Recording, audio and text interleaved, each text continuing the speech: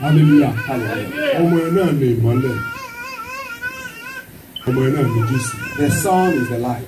Ó ní Jésù ní mọ́lẹ̀. Jesus is the light. Mọ́lẹ̀. Tàbí forí balẹ̀ fún. Jesus is the light. Ó ní ìmọ́lẹ̀, ìmọ́lẹ̀, ìmọ́lẹ̀ látòdì ọ̀run wá. Wá wọnú ọkàn mi Jésù. Ẹ̀wọ̀n tó ṣẹlẹ̀ ni. Nígbà tó lọ ń dá ayé. When God created the earth, Ayé ò wọ́n kì. the earth was in darkness. It was devoid of form. Genesis 1 It was devoid of form.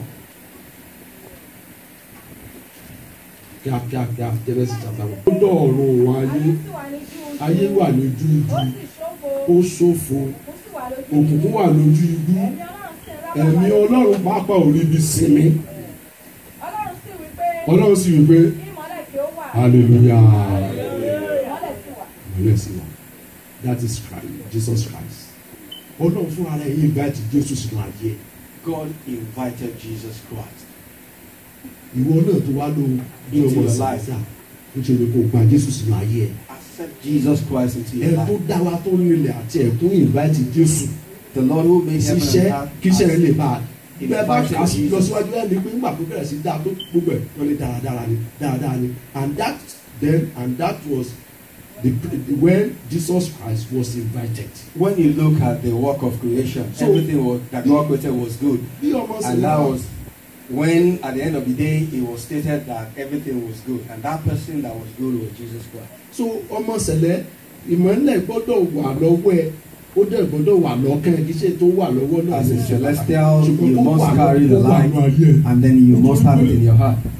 Jésù tí ó jẹ́ ìmọ́lẹ̀ kò kọ̀hún sí bàbá rẹ̀ lẹ́nu nítorí náà bàbá fúnra rẹ̀ wá gbéga gidi pé ní orúkọ Jésù kì gbogbo eku kò máa wọlé ó gbé gbogbo ẹ̀ Jesus fún. himself did not disobey the Father, and that is why the Father gave him all. Ilé iṣẹ́ ibi iṣẹ́ ilé ó gbé gbogbo ẹ̀ fún He gave Jésù. him everything. So you can do the same in your life. God can do the same in your life. Ìyẹn ló mú wa lọ sí second lesson pé àti first lesson àti second lesson nǹkan kan náà ni tí a bá nígbàgbọ́ nínú Jésù tá a mọ̀ pé nípa orí ọ̀fẹ́ ó ní òun ó lọ òun ó padà wá òun ó rẹ̀ mọ́ sí wa pé ẹ̀mí yẹn ló máa kọ́ wa máa tọ́ wa ìyẹn pé ẹ̀mí yẹn ló fún wa lórí ọ̀fẹ́ láti gba ìsọdọ̀mọ́ ògo ìfowópamọ́ lókè ọ̀run. Yeah, the first text and the second text are the same. So he said, I am going up, and then I will send you the Holy Spirit, and the Holy Spirit will teach you all things. Verse 5 yẹn àti 5 ẹ̀wọ̀ 5 ẹ̀ wá ka 9, 10, 11. Yes. For Yes. every man shall bear his own body. What? For every man shall bear his own body. Yes. Hallelujah. So bí èmi ti máa di orí ọ̀fẹ́ mi mú tí mi ní jẹ́ kó bọ́ sọnù. I am going to hold on Ní to ẹ̀yin my náà grace. ẹnì kọ̀ọ̀kan wa tó ń gbọ́ mi náà gbọ́dọ̀ di orí ọ̀fẹ́ yẹn mú I am tí not ò ní going jẹ́ to kó bọ́ lose sọnù. my faith. So also you must hold on to the grace and then don't let it go. Nítorí kó sọ fún wa wípé olúkúlùkù Because everybody, ló máa tó fún lórí ọ̀fẹ́ ló máa rí orí ọ̀fẹ́ yẹn ni. it says everybody that has given the Ẹ̀rù opportunity, orí ọ̀fẹ́ you ló. will be able to use Bóyá the lọ opportunity. 7, 8, 9. Be not be deceived. Do not be deceived. God is not mocked. Hey, Ọlọ́run kì í ṣe téèyàn lè tàn jẹ ò lè tàn Ọlọ́run jẹ. Pásítọ̀ ni mí, ṣẹ́pàdì ni mí, èmi mò ń fìnánsì wọn church. Ò lè tàn Ọlọ́run jẹ.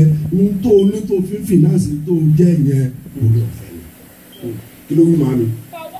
For whatsoever a man soweth, Ohun tó bá ti gbìn, òun náà ni wà. Yes ma. that shall he also reap. Ẹ For that soweth jẹ́ mọ̀ pé tí Jésù Kristi gbìn, òun ká. You know, Ó ní Jesus, bàbá. Dádì. Jesus reaped what he sowed. Dádì. Wọ́n ti ṣe pàgọ́ lé mi nǹkan kan. Ṣùgbọ́n kì í fẹ́ rẹ̀ kó ṣe.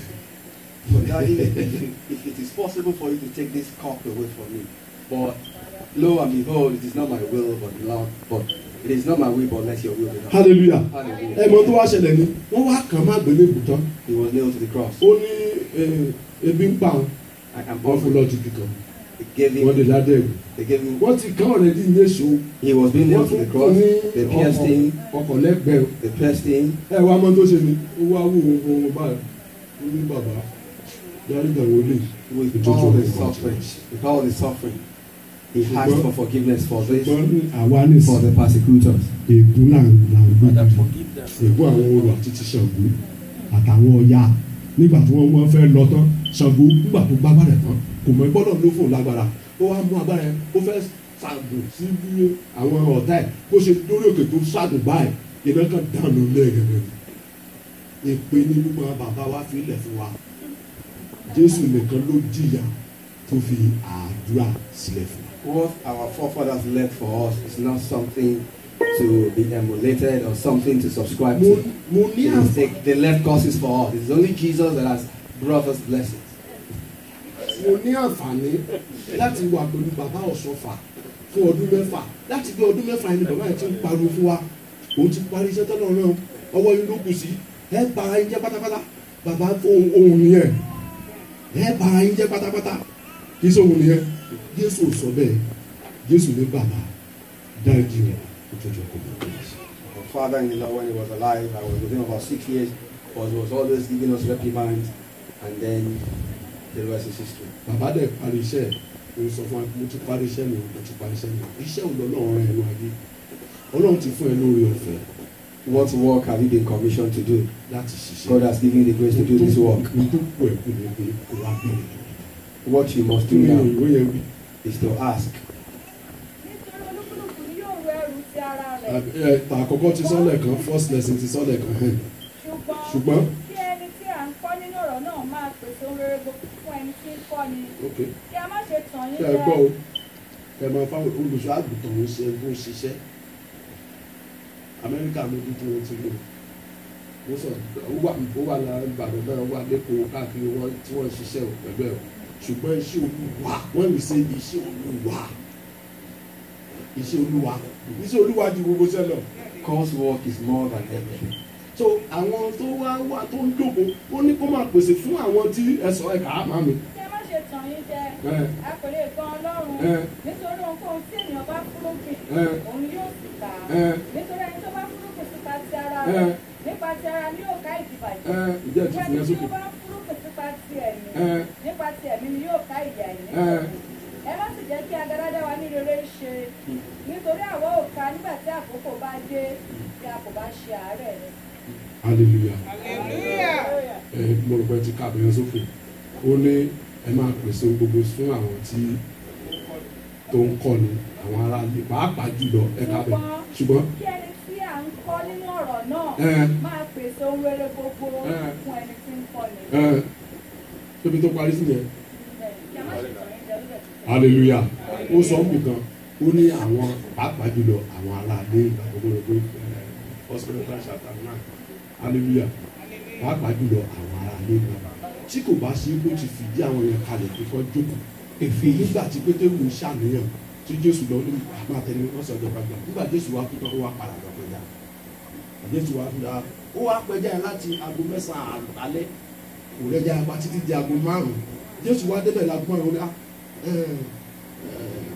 Pétérù kí lẹ́yìn ṣe á lóun pẹja ó yà ná àwọn yẹn wọ́n á ná wọn wọ́n wá bíbélì ni wọ́n wá kó àkókò ẹja kì í ṣe nínú ẹja wọn ni Jésù ti pèsè oúnjẹ àárọ̀ ọjọ́ yẹn fún wọn ó ti pèsè oúnjẹ àárọ̀ ọjọ́ yẹn fún wọn kì í ṣe nù kì í ṣe lówó yá ẹ̀múnú ètò nígbà tí wọ́n ṣe tó wá ní òyà ẹ̀wà ká jẹ hallelujah Hallelujah. so when God gives you something it's a grace má ṣìlò ẹ ti dùn mo ní pé mo ti waste time.